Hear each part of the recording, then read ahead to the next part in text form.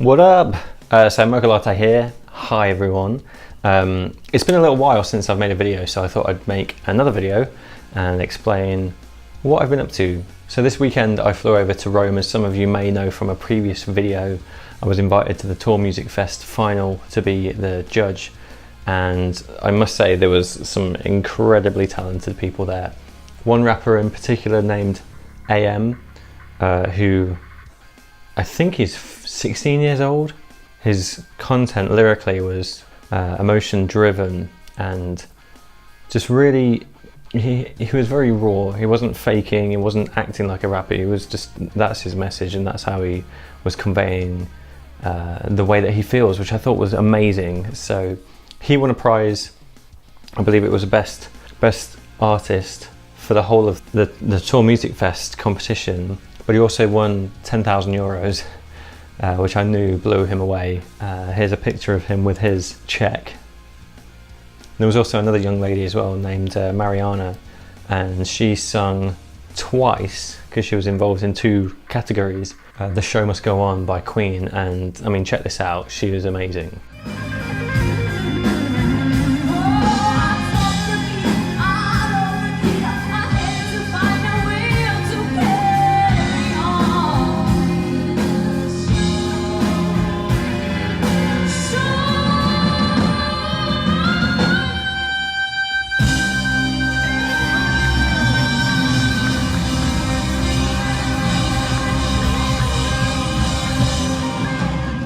So that was the final, and as you may know, I spent a lot of time in Rome before with my buddy Tommaso Gavazzi, and he runs a studio over there, and he's revamped his studio entirely. So I spent some time with him. We spent 3 days in the studio recording some tracks and some guitar parts.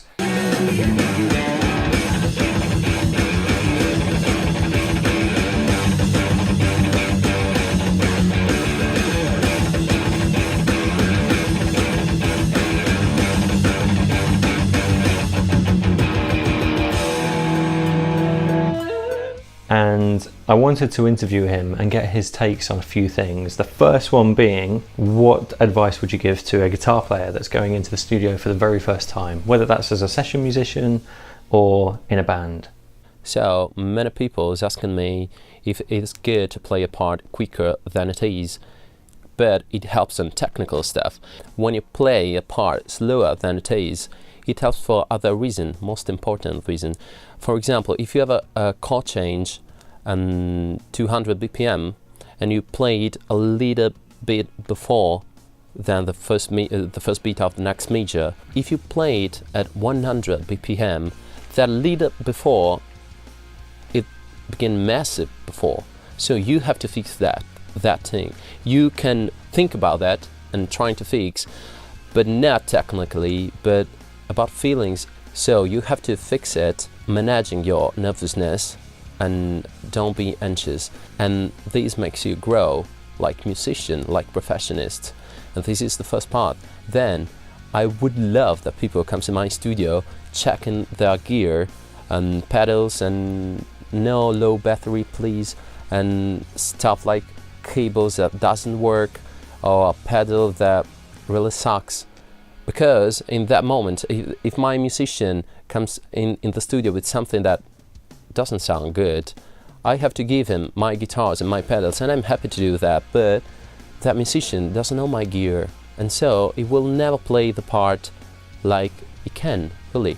So one of the things that I love about this is we tend to hear the phrase, you know, play the part quicker than you need to, and if you can play that comfortably, then you'll be able to record the part.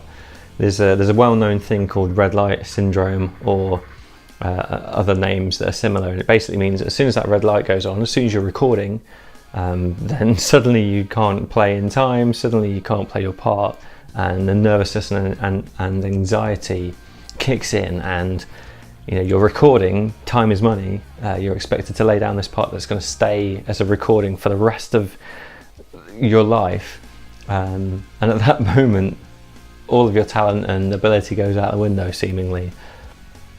So what Tommaso's actually saying is, as well as doing that, also play slower than you need to, because the spacing in between the notes is much more obvious at that point, and you can really focus on the feel. It's also a good exercise to do generally, is to put a BPM on that's relatively slow, and where you would normally change chord and hit the chord or the note, you can put that, if that was the first beat of bar 2 for instance, and we're here, we could do the chord change and come in before it as in a push. We could come dead on the beat, we could maybe come a little bit afterwards.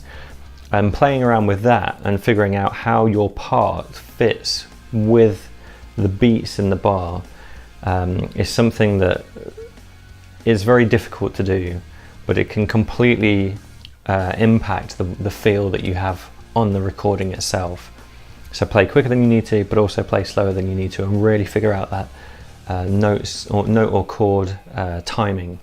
One of the other points he made, of course, is to check your gear, make sure that you're coming with decent gear, because as much as when I was over there, I had to use his Gibson Les Paul and his Telecaster and his Stratocaster, which I'm fine playing, but it's not my guitar, it's not my PRS, or even my Strat for that matter.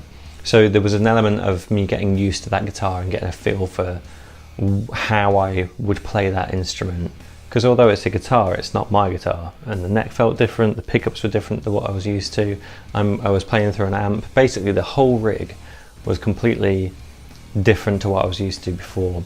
And when you're recording and paying for it, well, that's time that is spent getting used to something or figuring out your sound when you could be recording. So it's a great point to make about the gear that you bring with you. Make sure it is the best quality and level that it can be, so that you can do the recording to the best level possible.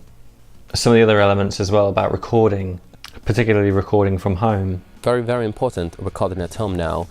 Music has changed a lot in the last 10 years. When I was young, I used to spend my time in the rehearsal room playing with musicians. Not many people do it anymore, and they spend a lot of time in that bedroom recording. It will never replace in a proper way to play without a musician. So my advice is work at home, study at home, record at home, and it's good, but before, play with the people. Music is about people, it's about sharing, it's about feeling.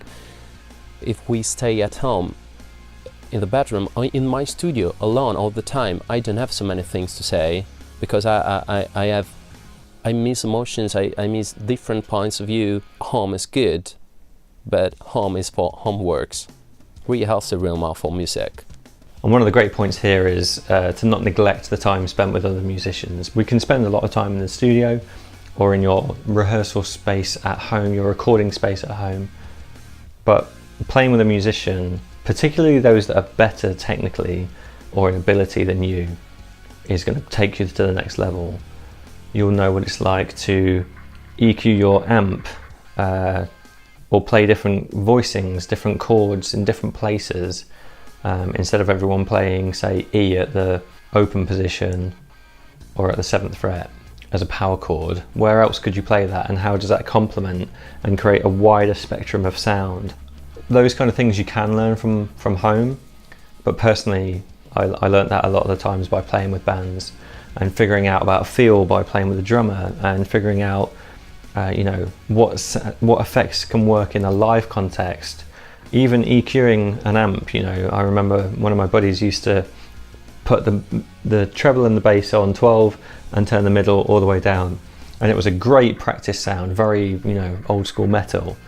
But as soon as the band kicked in, you got the bass and the kick drum taking up the low frequencies, which is where that bass was turned up to, and you had the hi-hat and the cymbals taking up the high end, and that middle space where that's where the guitar fits, well, that was turned down. So as soon as the band came in, you couldn't hear any guitar at all, even if you turned it up. So you learn about things like that too, which is different to learning about it in the studio. But I think the overall message here is, yes, spend some time recording, get your chops down and learn how to record, but also spend some time playing live, because that's going to help you be a musician more so than just sitting in the studio. We were talking about part writing and guitarists in particular that come into a session and they've got a really complex part that shows off their ability, but it doesn't really fit the song. And in my experience, that happens quite a lot. You'll have any member of the band really, but it tends to be the guitar player, because let's face it, we like to show off, and they're doing some tapping part or they're doing some crazy quick lick, and sometimes that can work, it absolutely can, but often simple is better, less is more. So first of all, know your sound, the sound you want. I'm not talking again about gear, but about your hands. I can take my guitar now and play with another amplifier, with another guitar, and I have my sound because I have it in my mind. I've been working to search my sound. I've been listening to the music to have my sound, and now I've got it. And the sound is not in the gear, but in our minds, in our hands, in our hearts. So be sure about your sound.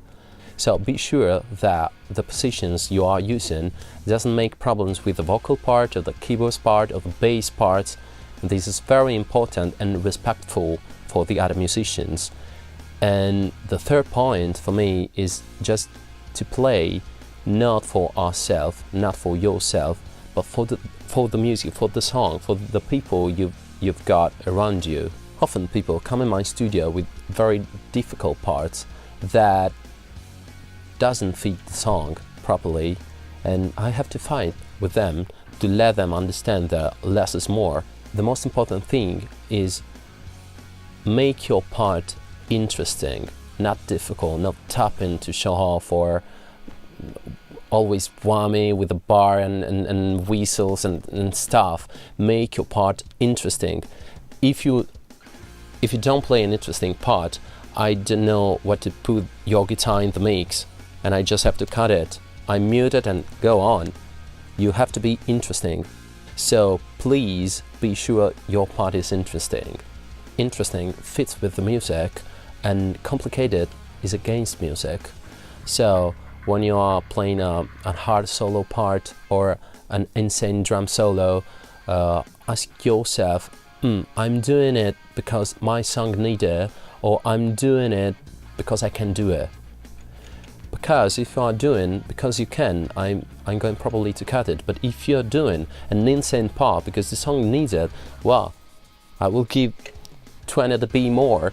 So I want to say that technique helps you to enjoy what you want to do, helps you to let your guitar plays what you've got, what you got in your mind. And so technique is massively important, but it's not the goal. The goal is sharing. The matter is not to show how many hours you practice for that part, but to spread the message you have inside. It is important because if I have to choose a guitarist or another, I will do it for the message that human being has got inside, not for the hours of practice. So Tommaso is saying here that he would rather take the part out of the mix completely, take it out of the recording, than include something that really is distracting from what the overall song is trying to say, or the atmosphere of the song at that point, which I think is an incredibly important point. And a lot of younger, less mature musicians, again particularly guitar players, tend to only think about their instrument and their part, not how that part fits in with the bigger picture. Arguably the same can happen with drummers, bass guitarists, vocals, keyboard players, anything really, but this is a guitar channel, so I was asking him from a guitarist perspective. And we also tend to be the ones that are the culprits here. So that's my buddy Tommaso, and he's a legend. Go check him out at the link below to check out the EP that I played on a while ago, and I'll keep you updated with more things that are happening. There's links to AM and there's links to Mariana and Tour Music Fest for you to check those out. And until the next time, peace.